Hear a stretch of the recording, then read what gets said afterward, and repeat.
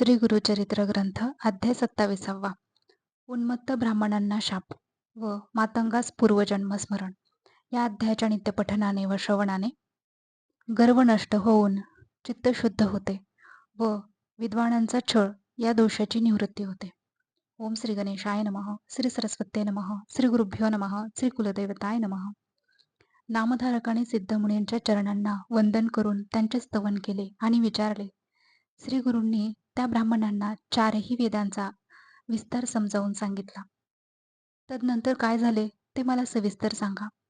नामधारकाने असे विचारले असता सिद्धमुनी म्हणाले, नामधारका, श्री गुरूंची महती किती सांगावी.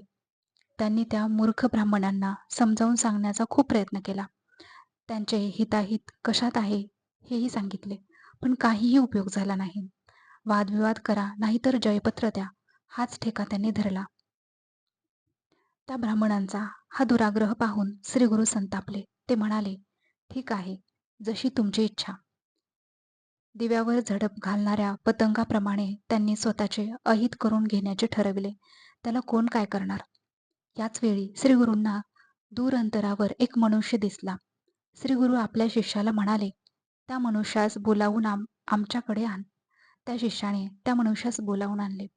श्री गुरूंनी त्याची नीट चौकशी केली तेव्हा तो म्हणाला, महाराज, मी हीन जातीचा मातंग आहे, म्हणून गावाच्या बाहेर राहतो.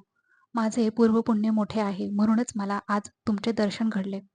असे म्हणून त्याने श्री गुरूंना साष्टांग नमस्कार घातला.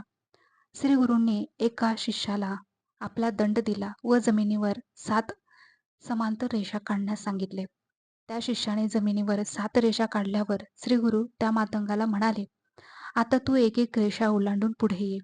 मी विचारलेल्या प्रश्नांचे उत्तर दिल्यानंतरच पुढची रेषा ओलांडायची आहे.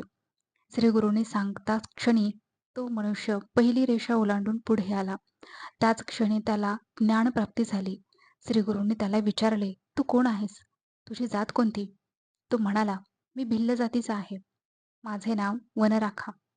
दुसरी रेषा ओलांडताच त्याला पूर्वजन्माचे ज्ञान झाले. तो त्या जन्मातील अनेक गोष्टी सांगू लागला. ते पाहून सर्व लोकांना मोठे आश्चर्य वाटले.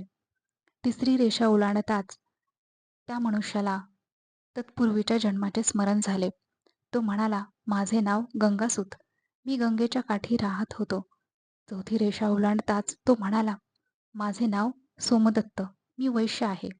6वी रेषा ओलांडताच तो म्हणाला, मी क्षत्रिय असून माझे नाव गोवर्धन. 7वी रेषा ओलांडताच तो म्हणाला, माझे नाव अध्यापक, मी ब्राह्मण असून मी वेदशास्त्र व्याकरणात पारंगत आहे. त्या मातंगाने असे सांगताच श्री गुरूंना अतिशय आनंद झाला. ते त्या मातंगाला म्हणाले, तू स्वतःला वेदशास्त्र पारंगत ब्राह्मण म्हणवितोस, तर आता एक काम कर. येथे हे 2 ब्राह्मण आले आहेत, त्यांच्याशी वेदांवर वादविवाद कर. असे बोलून श्री गुरूंनी अभिमंत्रित केलेली विभूती त्या मातंगाच्या सर्व शरीराला लावली. विभूतीचा स्पर्श होताच त्या मातंगाच्या ठिकाणी पूर्वज्ञानाचा उदय झाला. मानस सरोवरात बुडी मारताच कावळ्याचा राजहंस होतो, त्याचप्रमाणे श्री गुरूंच्या हृदयस्पर्शाने तो मातंग परमज्ञानी झाला. तो खड्या आवाजात सुस्वरात वेदमंत्र म्हणू लागला. हा सगळा चमत्कार त्रयमूर्ती श्री नृसिंह सरस्वतींच्या दैवी सामर्थ्याचा. अज्ञानी लोक त्यांना सामान्य मनुष्य समजताच त्यांचा अधप्पात होतो. त्या मातंगाचे ते सुस्वर वेदपठन ऐकताच वादविवादासाठी आलेले ते 2 गर्विष्ठ ब्राह्मण भयचकित झाले. त्यांना एक शब्दही बोलता येईना. त्यांच्या छातीत वेदना होऊ लागल्या. त्यांच्या शरीराचा थरकाप उडाला. सर्वांगाला घाम फुटला.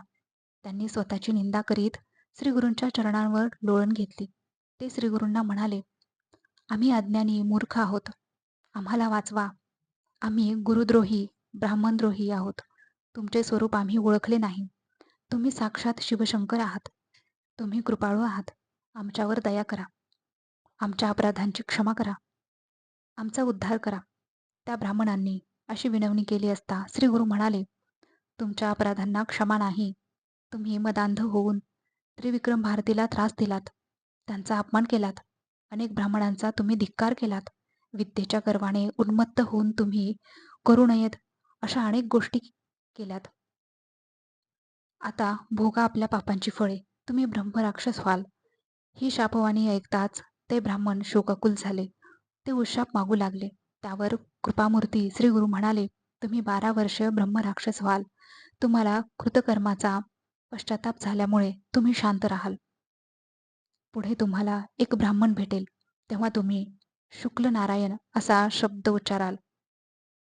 त्याच्या पुढील वाक्य तो तुम्हाला सांगेल, तेव्हाच तुमचा उद्धार होईल. आता तुम्ही नदीवर जा. श्री गुरुने असे सांगताच ते ब्राह्मण गावाबाहेर गेले. नदीच्या तीरावर जाताच त्यांची हृदयक्रिया बंद पडली व त्यांना मृत्यू आला. कृतकर्माचे फळ ज्याचे त्यानेच भोगावे लागते, त्या आत्मघातकी ब्राह्मणांना गुरुशापाने मृत्यू आला व ते ब्रह्मराक्षस झाले. ते ब्राह्मण निघून गेल्यावर त्या मातंगाचे काय झाले, असे नामधारकाने विचारले असता सिद्धमुनी म्हणाले, श्रीगुरूने ज्या मातंगाला 7 रेषा ओलांडावयास लावल्या होत्या व त्याला त्याच्या मागील अनेक जन्मांचा अनुभव दिला होता, तो श्रीगुरूंच्या पाया पडून म्हणाला, पूर्वजन्मी मी ब्राह्मण होतो. मग माझी अशी अधोगती का झाली? मी कोणते पाप केले होते ते मला सांगा. त्या मातंगाने अशी विनंती केली असता श्रीगुरु त्याला त्याचा पूर्ववृत्तांत सांगू लागले. ग्रंथकार सरस्वती गंगाधर म्हणतात, श्री गुरुचरित्रामृतातील पुढील कथा जे श्रवण करतील, जे महापातकी असेल तरी ब्रह्मज्ञानी होतील. ही श्री गुरुचरित्र कथा अत्यंत पुण्यदायक असून ती श्रवण केली असता 4 पुरुषार्थ प्राप्त होतात. अशा रीतीने श्री गुरुचरित्रामृतातील उन्मत्त ब्राह्मणांना शाप व मातंगास पूर्वजन्म स्मरण नावाचा अध्याय 27वा समाप्त. श्री गुरुदेव दत्तात्रयार्पणमस्तु. अवधूत चिंतन श्री गुरुदेव दत्त.